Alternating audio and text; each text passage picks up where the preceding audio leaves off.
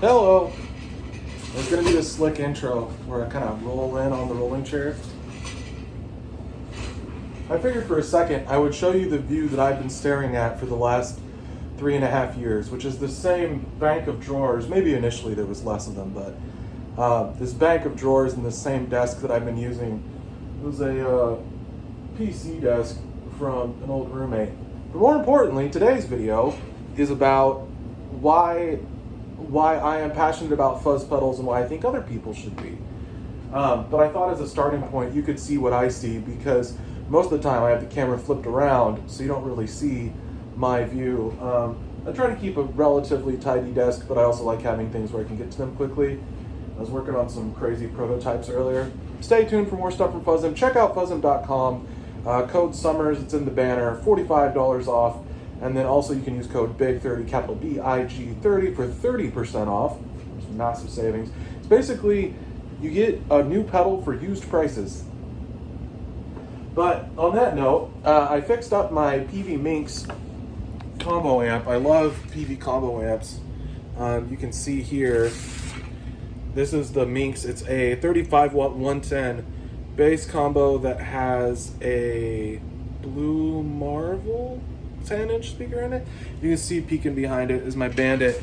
Love these amps, but I'm going to be playing a creature pedal through the Minx today because it's even cleaner and louder than the Bandit. Folks are gone. The neighbors can't complain. Let's see how loud we can get with this bad boy. This is going to be hard to capture on camera just how loud this really is, but I'll give it my best shot. So even at 1 or so, where this volume pot is now, that volume knob is about where most people would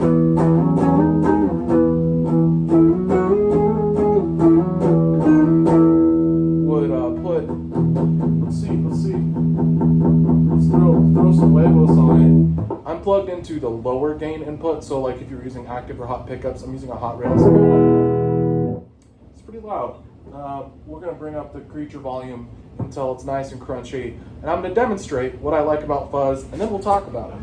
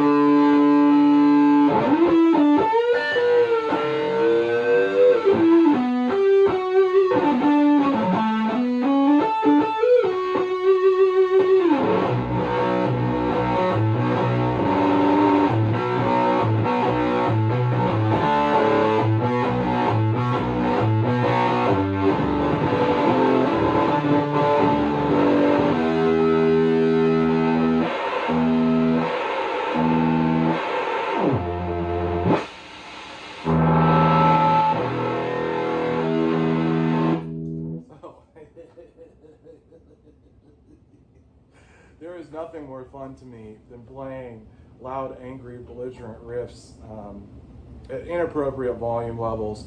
And for years, you know, I was mostly chasing metalcore sounds. I was chasing things like gent tones or punk sounds or all these different tones that have very little to do with what most people consider a traditional fuzz sound. But even in my early days as a young player, I started playing guitar when I was 12, started taking it serious when I was 13, and started playing in bands, playing live. Really grateful I had those opportunities that I did. We had a place that we could play and kind of took it pretty seriously early on. And as a result of that, alongside with the fact that my dad has been self-employed with a family business with cabinetry, that I had access to funds for gear early on, and it enabled me to start buying pedals really early on. I was excited about pedals, and we're talking about 2003-4 right now. And for those of you who are historians, that's kind of the era of the Electro-Harmonics big box reissues, a lot of indie and like the indie and alternative music scene, I guess they call it. So there was a lot of there's a lot of everything, honestly. It was the MySpace era of music. There's a lot going on with all different kind of exploration of genres. There was post-hardcore was big, but anyway, a lot of these bands were definitely starting to use pedals, and there was a big push across the whole industry as people were really interested in pedals versus amps. Now, there was definitely a lot of holdovers, and even in the early 2000s, there was a lot of players that were just using an amp with a channel switcher. If you look back at even the tube amps of that era, things like the Mesa, what is it called, Road King, and even just Triple Rex, but there was all these amps with tons of channels, and a lot of players were using something like, whatever guitar they had, plus really overly featured tube amp head, and maybe a couple pedal effects for some intros or something. But there was a big resurgence starting in the 90s. I think Zvex kind of pioneered it with the Fuzz Factory and some of those things, where there was a lot of interest in fuzz pedals and kind of this resurgence of it. And there's a lot of younger players like me. There's this, I don't know, what do they call it? What are we? We're Gen Y? I'm not Gen Z, I don't think, because I was born in 90. So whatever that is. So there's a big wave of us that were really, there was basically a lot of guitar-driven music. Let's lock it in there. There was a lot of guitar-driven music in the late 90s and early 2000s. There was a lot of players coming of age that can still continue to consume and buy gear today. But there's a lot of people just getting interested in gear and getting interested in guitar. I think as a cultural phenomenon, there was such a thing as hard rock radio. There was a lot of TV shows and movies that the soundtracking was very guitar forward. There was just a guitar forward time in history. And, out of that came a lot of guitar equipment being manufactured and a lot of guitar pedals. And for whatever reason, I never was a guy that was really interested in expensive amps. I still am not. I mean, you saw what I started the video with. I appreciate and like what a lot of people do. I think high gain tube amps are cool. Big, full featured, full wattage high gain tube amps are awesome. But, for me, it seemed impractical. There was always this perception I had that I don't need a 100-watt amp. I need a whatever watt amp, because that would be way too overkill. And there is some truth there. Really high headroom tube amps don't sound great at low volumes when you're playing to 50 people in a whatever square foot venue, where they're always telling you to turn down. It seemed like that was always the case with me. And maybe that's what feeds into why I like fuzz pedals and playing as loud as I possibly can, even if it's in a home setting, because it's really fun. If you remember, there's some videos from the old space back when I had the 412s and stuff, and I was really cranking up amps to their limits at my old apartment, and that was fun. And it creates a different feel to the experience, because you're getting more feedback, you're getting more response with the instrument, right? And I think it took me a while to figure out that as much as I like fuzz and how extreme it is, even at low volumes, and how gnarly it can be, it's just the sound of distortion taken to its extreme end. And I know as players and as guitarists and as musicians, we're always chasing what's going to be the best gain sound. And as I got older and kind of drifted away from playing live as much, I started getting really into home recording and having a home studio. And plugins and digital gear were a big part of this. And I was using Line 6 stuff a lot live at the time. The Spider 4 amp, I think it was really programmable. And you could create pretty in-depth presets. It had a nice floorboard. You could punch effects in and out. It had expression pedal as a wah. I think you could do whammy stuff on that, maybe. I can't remember. But I had an HD 500X not long after that, and that was the further evolution of that.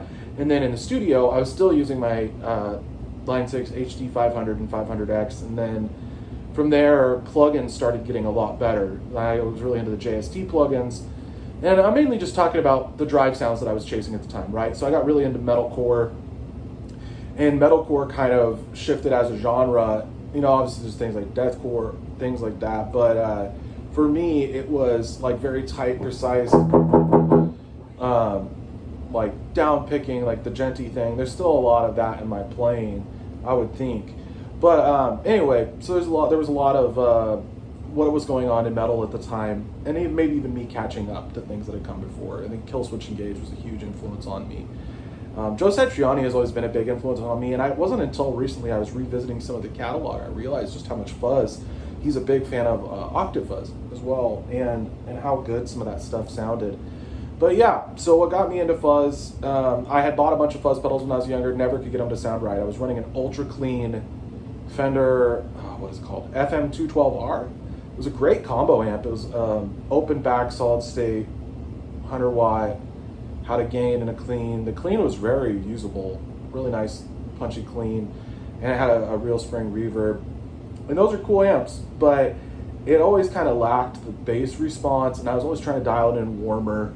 But when I was using fuzz pedals, they always sounded too fizzy, too much, too farty to me, because I didn't know how to dial them in. And I think it does take some doing to kind of figure out the balancing the sweet spot with an amplifier for use with fuzzes. And obviously, me using a bass amp here today is not to say that's the be-all end-all. In fact, I think Marshall amps that are in the Plexi or JCM 800 family sound way, way better with fuzzes than ultra clean amps do. But I just enjoy what I have, right? But what I started to discover is that those fuzzes didn't really work for me, but I liked it as a texture. And even early on in my playing, even though it wasn't the music I was playing, I was obsessed with finding fuzz tones, because I had this idea in my head that there's got to be something to this. Like, this is a classic effect. It's been around since almost the genesis of modern electric guitar playing as we think of it. You've got David Gilmour and Jimi Hendrix and everything that they spawned. But they were starting with, and even Jimmy Page, you're getting those classic fuzz tones. And it wasn't until I was pretty deep into my 20s, so a couple of years before I started the company, I started getting really interested in fuzzes again. And I had a friend, Brandon Schock is his name, Professor Pedals. He occasionally will make pedals still, and he does a lot of stuff. But we connected somehow from Craigslist or online, and got to talking and got to be friends, and traded a lot of pedals back and forth, sold a lot of stuff back and forth. And he was a builder, and he started building some cool pedals and kind of got me interested in fuzz. Because once I started hearing fuzz as an adult, after chasing all these metalcore tones, these processed high gain sounds, everything starts to blend together, right? When everybody's chasing a tube screamer into a 5150 or a rectifier, like high gain sound, into a V30 processed with certain EQ curves, with certain guitars, it all can really start to blend together, especially in the relatively early days of what we would probably call the modern era of guitar amp plugins. I'm talking kind of post, what was it, Pod Farm? Amp Farm, whatever that one was. Pod Farm, I think is what it's called. The Line 6 software, but like the JST plugins were good. And then Neural came out, but I was using Easy Mix. I still use Easy Mix a lot in my own recordings. But that sound, like I had friends that were in bands that were pulling off the tones that I was hearing on all of my records, and they were pulling it off a lot better than I was. And so I got tired of chasing that same sound, where it's like a processed 5150 sound or a processed Mesa sound or whatever, and I wanted new textures. And as I started to get into kind of fuzz distortions, which is really what the Creature is, this isn't just a sales pitch for the Creature, but if it was, you should go buy one. It's really good. The second best-selling fuzzet pedal of all time. And it's easy to see why. That's what I was using, just barely flipping some knobs. I can go from kind of tight and toothy to like big and explosive and blown out where it sounds like the speaker is folding in. And that's all from the pedal side.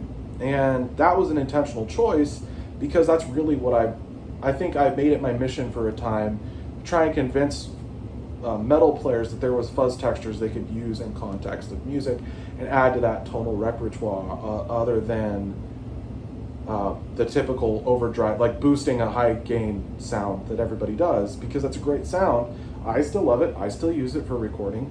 But if you want to sound different, if you want to add something different that's actually musical and interesting, and over time, as I started to get more involved in pedal boards of doom and promoting pedals and all these things, I got into doom music a little bit. But to me, I never really gelled with the actual bands as much.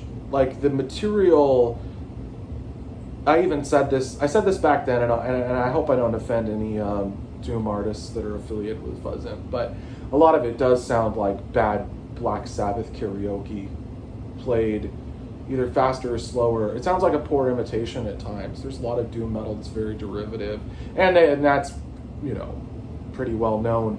But what I took away from that scene, which is I think the real lesson to be learned, is that when you take an amp from kind of reasonable bedroom volume and get it to where it's kind of breathing in the room, all of a sudden the guitar and amp and fuzz all start to react in very interesting ways.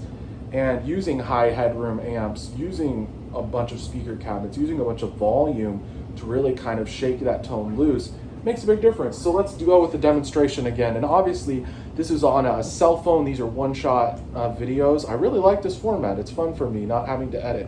I just shoot it and then post it. And it's basically like a live stream, but in real time. So if you guys like this format, let me know if you want me to cover other topics. I already have a few on deck that I'll probably get into soon. So, the clean, we'll go about there for the clean. It's about 2 or 3, and I'm going to start with the creature volume low, bring it up, and then I'll bring the amp volume up. Does that make sense? So we're going to start with this volume, bring the creature up to where it's hitting the front end nicely. Then we're going to jack the volume up, and then when I reach for this amp, I'll kind of do a something, and then you'll realize that just by changing the volume of the amp, all of a sudden things really start to change and open up. So let's dial in the creature sound first for what I'm going for, and then we'll go from there.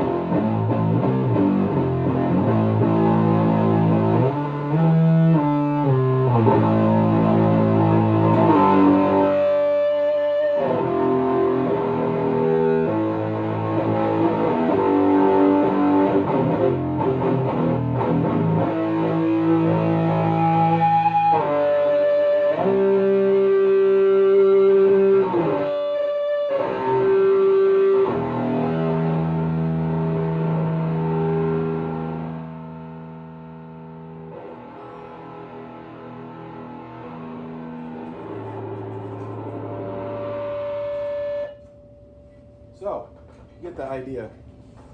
It's a whole thing, but really that is learning how to play fuzzes. Like for example, the pick attack when you're playing a lot of other kinds of amp sounds or gain sounds is very different than what it is when you are playing a fuzz pedal. So a lot of fuzz pedals are pretty thick and pretty saturated across the whole frequency spectrum.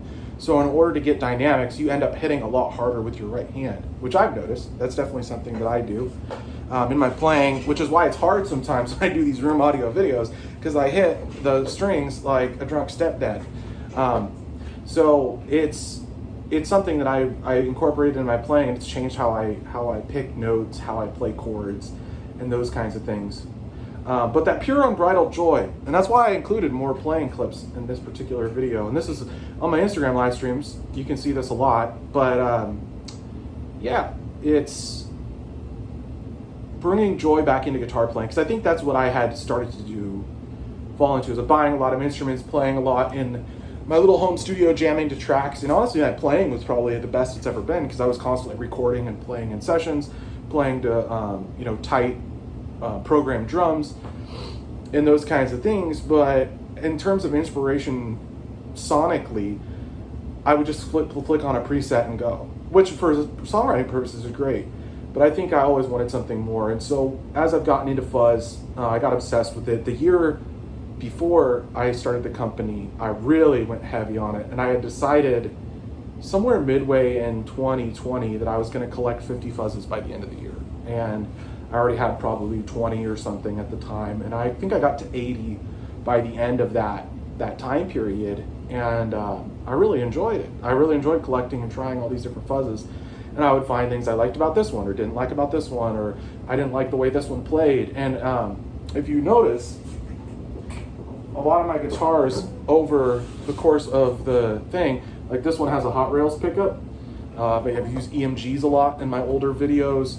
I like a pickup that has a lot of output and punch to it, because it drives the front end of the amp, the preamp, in interesting ways, and it gets you the most out of pedals.